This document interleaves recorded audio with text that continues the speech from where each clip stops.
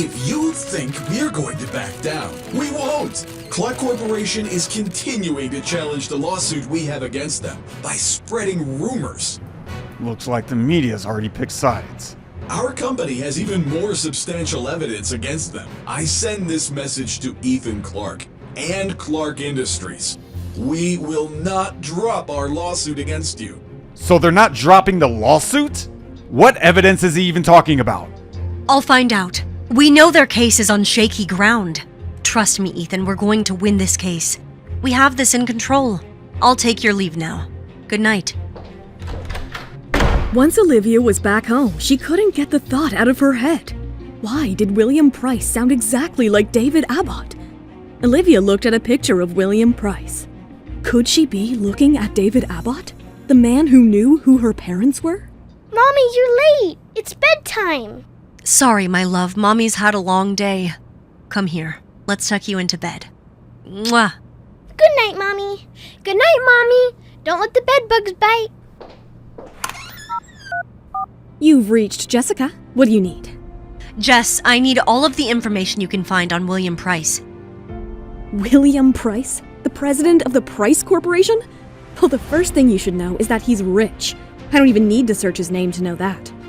What information are you looking for in particular? As much background information on him as you can give me. When he was born, where he grew up, and who his parents were. A full run-up. Got it. I'll let you know what I can find. Next day at work, Matthew had some news to share with Olivia. Good morning, Matthew. What's this document? This is a confirmation that you were right about the fake evidence against Ethan. It was Brett's assistant, Rachel, who created the fake text messages. This written testimony states Rachel had created the messages on Brett's computer in the hope that she could destroy Ethan's company and gain a promotion at William Price's.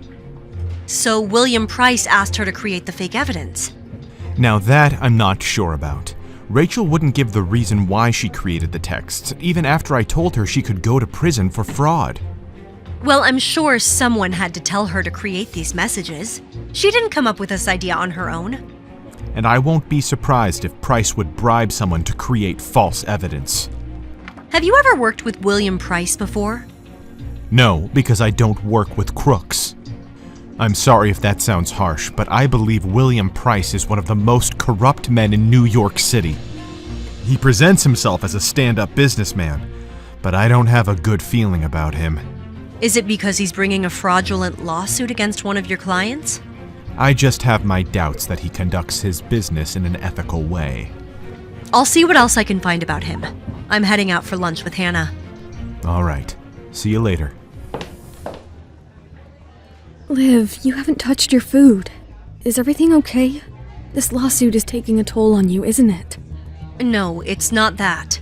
Something else has been bothering me a lot. I've been digging into who my birth parents are, and there is a man named David Abbott who may know something. What have you found out about him? That's the problem. I can't find anything on him. All I have is his phone number, but when I call, I just get the voicemail. I'm so sorry, Olivia. That has to be so frustrating. But then, when I was watching the press conference from William Price, and I realized I recognized his voice. It's the same voice as David Abbott's. Are you serious? I know it sounds crazy. Maybe I'm just imagining things. I believe you, Liv. At least someone does. Part of the reason you're a good lawyer is because you trust your instincts, and they've never let you down. But now I'm conflicted. William Price could know about who my birth parents are, but he's also bringing the lawsuit against Ethan. Do you remember when you moved back to New York City and you were so stressed about finding a job and a place to live and someone to take care of the twins? What did I tell you when you didn't know what to do? Take care of one thing at a time. Exactly.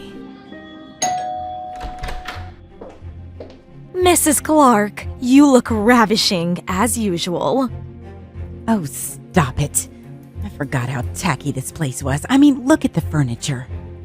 I've been meaning to get new furniture. Well, I won't be staying here for long. We need to figure out a way for Ethan to learn about the twins before the custody suit begins. Mrs. Clark and Mia had plotted for weeks to gain custody of the twins.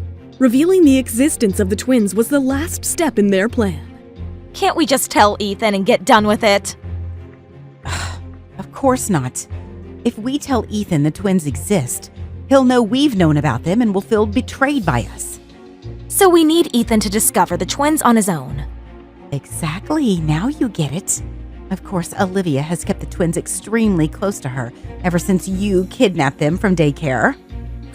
Since Olivia won't bring the twins to a public place, we need to bring the twins and Ethan together in private. But how do we do that? Do you expect me to have all the answers? I'm sorry, I can't think in the presence of this hideous furniture. Remind me I need to update my own decor before I have guests come to my house for the holidays. I'm hosting Thanksgiving this year. Oh, you are? I know how to get Olivia, Ethan, and the twins all together in one place. Olivia couldn't wait to show Ethan the testimony that Matthew had gathered, so she decided to pay Ethan a visit. Ethan, I know who the mole in your company is, and I can prove it. Was it who we thought it might be? Brett's assistant, Rachel. I'm not surprised at all. Do you realize what this means? It means we're going to win the case? Well, no, not necessarily. We've still got months, probably. Negotiation and research before we get there. But you know we're going to win. By the way, how did you confirm this information? Matthew did.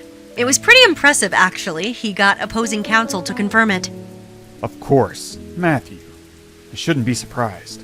He certainly takes a personal interest in your work. Ethan, if you have something to say it. I apologize. I shouldn't be teasing you. I appreciate what you've done for my company and for this case. Thank you. Why don't we celebrate?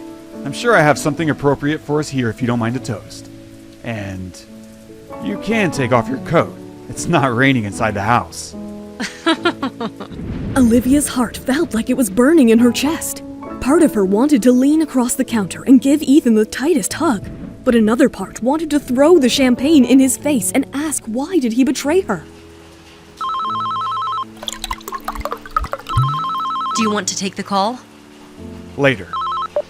To us. For putting aside our history to work together. I really wasn't sure we could do it.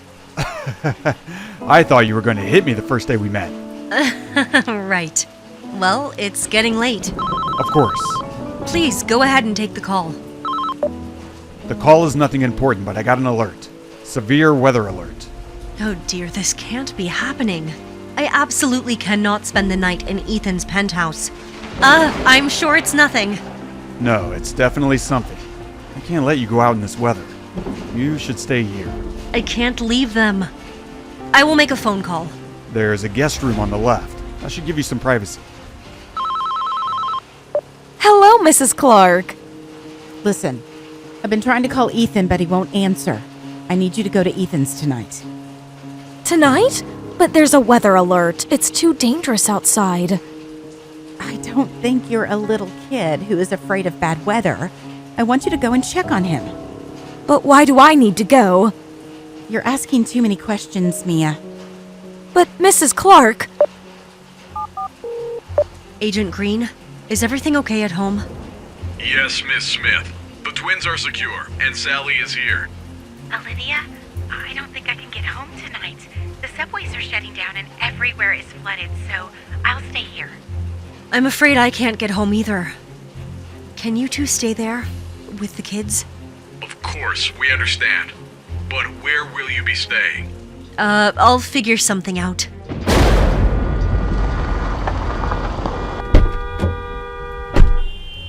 Ethan? Are you sure you don't mind if I stay here? I don't think we have a choice, do we? Olivia couldn't believe her luck. She was stuck in Ethan's penthouse for the rest of the night, and unaware of Mia coming to see Ethan. Will this night bring them closer? Will Olivia be able to resist her old feelings? What will happen when Mia finds Olivia in Ethan's house? Hi, Olivia here. Please click on the link in description to listen to the full audio series. You can watch the next episode here in the playlist.